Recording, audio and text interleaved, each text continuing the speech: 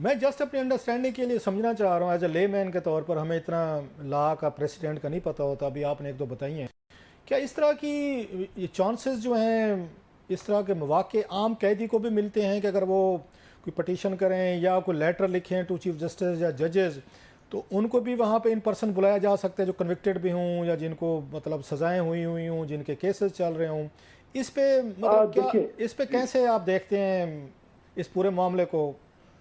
देखिए देखिए नॉर्मली ऐसे होता है कि कोई अगर जो कैदी है जो जेल के अंदर है, जेल काट रहा है और उसकी अपील जो है वो लग गई है हाई कोर्ट में या सुप्रीम कोर्ट ऑफ पाकिस्तान में, तो उसमें अगर उसने जेल अपील भी की है तो वो उसको फिर ये होता है कि अगर उसमें सजा ज्यादा हो तो जिसमें कैपिटल पनिशमेंट हो या 10 साल से ज्यादा सजा हो, तो उसमें हाई कोर्ट या सुप्रीम कोर्ट को स्टेट वकील की सहूलत मुहैया कर देती है।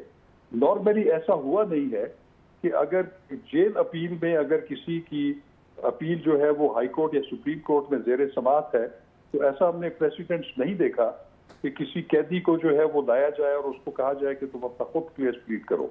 लेकिन अगर कोई ये कहे, जैसे मैंने अभी आसफ अली जरदारी साहब की बात की, कि अगर वो कहें कि जी मैं किसी भी वकील की खिदमत हासिल नहीं करना चाहता, और जो article 10A of the constitution है वो ये है कि किसी को सुने बगैर आप कंडेम नहीं कर सकते, तो वो एक राइट ऑफ ऑडियंस तो आप होता है, नॉर्मली वो वकील के जरिए होता है। लेकिन मैं समझता हूं कि अगर कोई कैदी भी ये अगर एपिलेट स्टेज के ऊपर ये बात कहे कि मैंने अपना केस खुद आर्गू करना है, तो मेरा ख्याल है कि उसको भी ये सहूलत मुहैया हो सकती है। नहीं सर, फिर तो आप सारे वकील मादरत के साथ बेरोजगार हो जाएंगे। कौन लाखों की फीसें अफोर्ड कर सकते हैं? बेचारे लोग मेहनतें करते हैं, जेवर बेचते हैं, ज़मीनें बेचते हैं, गाय भैंस अंडे मुर्गियां बेचते हैं। मुझे खुद पता है, देहाती आदमी हूँ सर। फिर जाके वकीलों की फीसें देते हैं। आप जो रास्ता दिखा रहे हैं ये तो फिर हर कोई कहेगा जनाब के, क्योंकि बातें तो उसने बतानी होती है ना, जो क्लाइंट है, आपने लीगल शेप में आगे बतानी होती हैं सर। तो इस तरह तो हर फिर देखिए कैदी कहेगा कि जनाब कि हमें वकील की ज़रूरत नहीं, हमें खुद मौका दिया जाए, हम अपना केस, क्योंकि मेरे साथ वाकया पेश है तो मैं खुद इसको पेश कर सकता हूँ सर। तो then there is a huge, जो आप देखिए बात कह मैं रहे ये हैं, समझता हूँ इट्स ए मैं ये ह्यूज समझता हूँ कि facilities, everybody must avail it sir. आम जो फौजदारी मुकदमात है उसमें मेरा ख्याल है कि कोई भी जो कन्विक्ट है वो ये रिस्क लेने के लिए मैं नहीं समझता कि वो ऑप्ट करेगा। इस तरह की प्रेसिडेंट जो है ये सेकंड प्रेसिडेंट सामने आ रही है, और ये पॉलिटिकल नौयत के केसेस ही हैं जिनका पॉलिटिकल इम्पैक्ट है। तो जैसे मैंने वो कहा कि जैसे आसफ जरदारी साहब जो थे, उनके पास हालांकि बहुत अच्छे वकला की एक टीम थी जो उनकी अपील में उनके वकालतनामे भी मौजूद थे, लेकिन उन्होंने उनको विड्रॉ करके जब खुद ऑप्ट किया कि मैं खुद ये अपील जो है उसकी मैं बहस खुद करूंगा, तो ऐसी तो गुंजाइश मौजूद जरूर है। लेकिन आम फौजदारी मुकदमात में मेरा ख्याल है कि कोई भी जो कॉन्विक्ट होते हैं, प्रिजनर्स होते हैं, वो यही देखते हैं कि उनको स्टेट काउंसिल जो है उसकी सहूलत फराहम हो जाए ताकि उनका केस अच्छे तरीके से प्लीड हो सके। मतलब आप ये दो मिसालें जो सर आपने बताई हैं, बहुत वेरी पावरफुल मिसालें। जरदारी साहब ऑफ कोर्स के माजी में बेनज़ीर भुट्टो साहब के सपोज रहे हैं, वजीर रहे हैं, पावरफुल लोग रहे। अगर सदर तो वो बाद में बने थे, आप 2003 का शायद बता रहे हैं।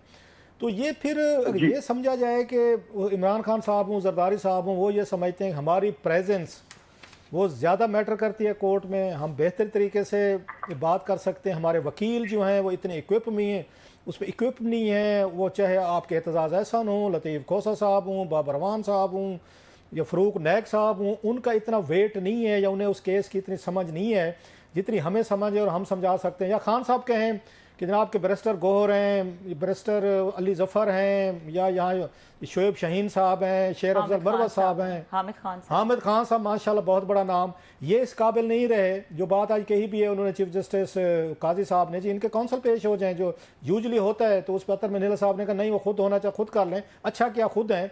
तो ये वकीलों पे एक तरह का नो ट्रस्ट है कि इतने बड़े बड़े नाम जो हैं उनको ना खान साहब उनको समझते हैं, उनको रिप्रेजेंट कर सकते हैं या उनका केस उनको बता सकते हैं, ना जरदारी साहब यकीन करते थे। ये तो ह्यूज नो कॉन्फिडेंस है सर इनकी एबिलिटीज पे। नहीं, मेरा ख्याल है ये नो कॉन्फिडेंस नहीं है सर ये एक अपॉर्चुनिटी अवेल करने वाली बात है कि इससे एक पॉलिटिकल एक नया सिनेरियो क्रिएट होगा।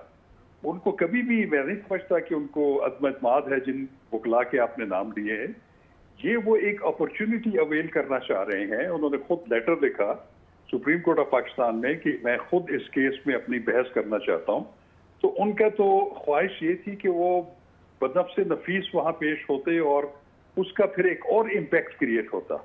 लेकिन जब आपने देखा कि जब जस्टिस अतर मिर्जा जो थे वो इंक्लाइंड लग रहे थे कि वो उन्होंने अपने रिमार्क्स भी ऐसे दिए थे कि उनको अगर वो खुद केस अपना प्लीड करना चाहते हैं तो उनको आने से कोई जो है वो अमर माने नहीं है। लेकिन फिर उसके बाद वक्फा हुआ, वक्फे में मैं समझता हूँ कि शायद काजी फायज ईसा साहब ने उनके साथ जो है वो डिस्कशन की हुई होगी, तो उन्होंने इस बात पे इत्तेफाक किया कि ठीक है उनको अपना जो है व्यू पॉइंट या अपने आर्गूमेंट्स एडवांस करने का मौका दिया जाए, लेकिन वो वीडियो लिंक के जरिए होंगे। तो मैं समझता हूँ कि एक पॉलिटिकल अपॉर्चुनिटी है उनके पास, एक अवाम के सामने एक चीज रखने के साथ, मतलब कि वो मेरिट्स ऑफ द केस के अलावा अपना बयानिया जो है उनको मौका मिलेगा कि वो उसको भी बड़े अच्छे तरीके से ट्रीट करें। सर हमने देखा नशा खबर साहब, मेरा ख्याल है दूसरा मौका, बड़ा मौका है जो हिस्टोरिकल इवेंट जिसको कहना चाहिए। इससे पहले भुट्टो साहब का जब ट्रायल हो रहा था और उनका आखिरी उनका स्टेटमेंट था जो मेरा ख्याल 3 दिन तक शायद उन्होंने दिया था, अगर मैं गलत नहीं कह रहा, 3 दिन तक, जो बड़ा हिस्टोरिकल डॉक्यूमेंट बना जिसको बाद में PLD में छपा, फिर उसको किताबी शक्ल में छपे, दुनिया भर में छपे, आज भी पढ़े जाते हैं सारी चीज़ों के। तो डू यू थिंक कि खान साहब को इस तरह का नैरेटिव, को इस तरह का बयान दे सकेंगे जिनके उनकी तकरीर या उनकी गुफ्तगू या उनके हवाले इसी तरीके का कोई हिस्टोरिकल डॉक्यूमेंट बन सकते हैं जैसे भुट्टो साहब का था? और भुट्टो साहब की भी अपनी लाइफ और उनका फ्यूचर, उनकी politics was at stay. Khan साहब के वही हिसाब है कि वो अगर यहाँ से रिलीफ नहीं ले पाते तो उनकी पॉलिटिक्स भी तकरीबन वक्ती तौर पर लगता है कि उनको जो सज़ाएँ हैं, नाअहली हैं, वो ख़त्म नहीं होंगी। आल दो वो ठीक है, दोनों का केस की नवीयत मुख्तलिफ है, लेकिन आलमोस्ट स्टेक्स तो सेम है, खौफ तो सेम है और रिस्क तो सेम है, खान साहब के भी और उनके भुट्टो साहब के भी थे। तो आप समझते हैं कि भुट्टो साहब जैसे ही कोई परफॉर्मेंस इमरान खान साहब दे सकेंगे वहाँ पर? देखिए मैं आपको बताऊं, भुट्टो साहब की भी मिसाल मौजूद है कि उन्होंने सुप्रीम कोर्ट ऑफ पाकिस्तान में अपना केस खुद प्लीड किया था। बिल्कुल, ये आपने मुझे बल्कि याद दिला दिया कि ये वो भी प्रेसिडेंट्स मौजूद है कि उन्होंने। लेकिन मैं आपको एक बिल्कुल अर्ज कर दूं कि जुल्फिकार अली भुट्टो साहब ने जो अपना, हालांकि वो खुद बैरिस्टर थे, वो लॉ के प्रोफेशन से भी उनका ताल्लुक था, लेकिन उन्होंने अपना मुकदमा जो है वो सियासी बैकग्राउंड में प्लीड किया। उन्होंने फिर वो उसके बाद आपने देखा होगा कि उनकी या बख्तियार साहब जो थे उनके अटॉर्नी थे, उन्होंने सियासी मुकदमा बना। लेकिन तो खान साहब के भी ये वकील या खान साहब भी तो सियासी ये मुकदमा लड़ रहे हैं सर, ये भी कोई लीगल? देखिए मैं ये समझता हूँ, नहीं मैं ये समझता हूँ कि किसी भी पॉलिटिशियन को, चाहे वो इमरान खान है या वो जुल्फिकार अली भुट्टो थे, उनको कम अज कम जो टेक्निकलिटीज और nitty gritties of the law होती हैं वो खुद नहीं, खासतौर पे इमरान खान साहब के बारे में ये कह सकता हूँ, क्योंकि जुल्फिकार अली भुट्टो तो खुद बार एट लॉ थे, उन्होंने तो वो तो वकालत भी करते रहे, उनको कानून का पता भी था। लेकिन मैं ये समझता हूँ कि ये एक अपॉर्चुनिटी अवेल करना चाह रहे हैं कि ये जो नैब तरामीम के हवाले से वो जो एक फरीक हैं उसमें वो खुद अपना केस प्लीड करेंगे, तो वो मेरा ख्याल है कि वो नैब तरामीम की हद तक ही इक्तफा नहीं करेंगे, उस तक महदूद नहीं रहेंगे।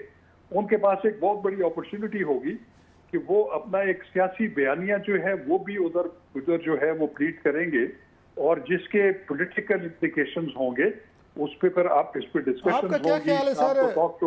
आपका क्या ख्याल है? आपने 2-3 दफ़ा ये बात की है कि अपना पॉलिटिकल बयानिया खान साहब इस्तेमाल करेंगे, यूज़ करेंगे अपना कन्वे करने के लिए। केस की जो दूसरी नवियातें हैं वो थोड़ी सी लीगल टाइप हैं, मतलब ठीक है पॉलिटिक्स है, सारी चीज़ें उसमें इन्वॉल्व हैं।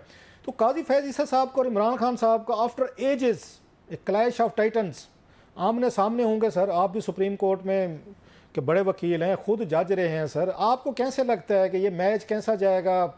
There is a past, there is a bad blood between these two. Khan साहब ने उनको हटाने की कोशिश की, काजी फैज़ ईसा साहब के खिलाफ उन्होंने कंपेन लॉन्च करवाई, जनरल फैज़, जनरल बाजवा, एक रेफरेंस बनवाया, आरिफ अलवी साहब के जरिए भेजा गया, उनका ट्रायल हुआ, उनकी फैमिली का हुआ, ये सारा कुछ पता है उनको। और फिर उनको रोक दिया गया काजी साहब को कि आप जो हैं इनका केस नहीं सुनेंगे, उमर अता बंदियाल साहब ने रोक दिया।